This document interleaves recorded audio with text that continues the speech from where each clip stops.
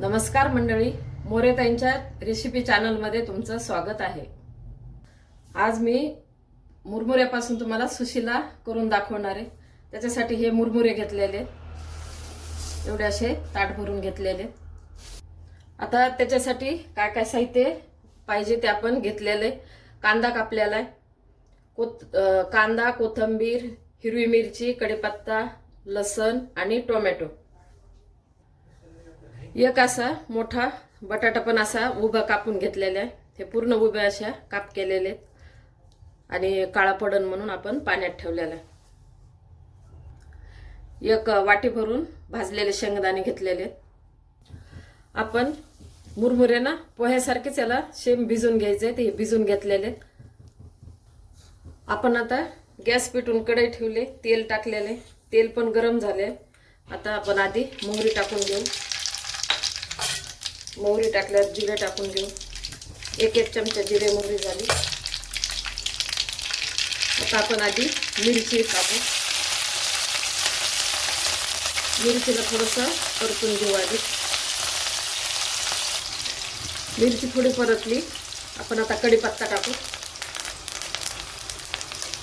मिरची कढीपत्ता परतलाय, आपण आता कांदा टाकू। कांद्याला पण परतून घेऊ।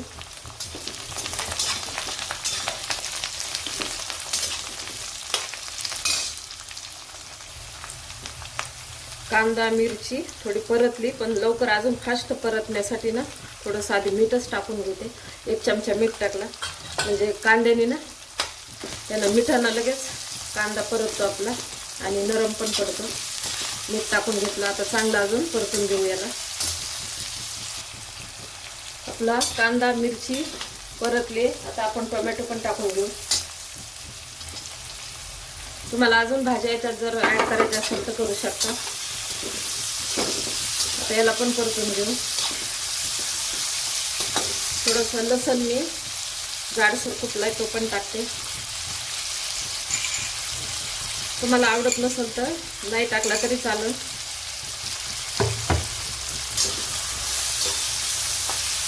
याला लसण टाकलाय ना तर चांगलं अजून एकदा परतून घेऊ।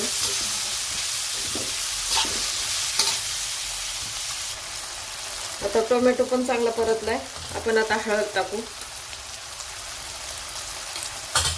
आणि एक चमचा आपण मीठ टाकलं होतं, अजून थोडंसं टाकू। याला परत परतून घेऊ आणि शेंगदाणे आपले भाजलेलेच आहे तर त्याच्यामुळे थोडं लेट टाकले तरी चालते। आता हे सगळं परतलंय, आपण आता शेंगदाणे पण टाकू।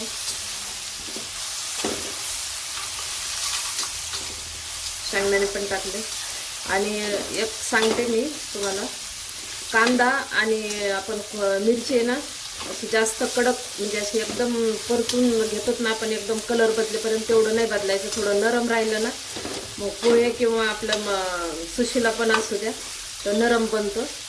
त्याच्यासाठी जास्त परतायचं नाही, असं थोडंसं राहिलं ना कांदा तर छान नरम पोहे होते किंवा सुशिला पण नरम पडतो। आणि जास्त तुम्ही परतून घेतलं ना तर ते कडक बनते। मग असं नरम बनण्यासाठी थोडंसं जास्त आपल्याला परतून नाही घ्यायचं, कडक होईपर्यंत परतायचंच नाही। आता हे सर्व साहित्य आपलं परतलेलं आहे। मुरमुरे पण असे पोह्यासारखे धुवून भिजत घातले होते, ते टाकून घेऊ। आता मुरमुरे टाकून घेतले, आपण आता मिक्स करू। सर्व एकदा असं मिक्स करून घेते।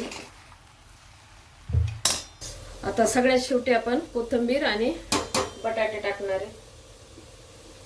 बटाटे आपण कापून ठेवले, पाण्यात ठेवले होते। पाण्यातून काढून एक कोरड्या कपडा घेऊन मस्त सुकून घेतले आणि त्याला थोडंसं तेलामध्ये फ्राय वेगळंच केलं। हे असं परतून घेतले मी। आता हे परतलेले बटाटे आपण याच्यावर टाकू। आता याला पण मिक्स करून घेऊ। कोथिंबीर पण टाकले। आता 1 मिनिटासाठी वाफ आणायची तर ताट झाकून ठेवते। आता 1 मिनिट झालेला आहे, ताट काढू। वाफ आलेली सुशिला आपला तयार आहे।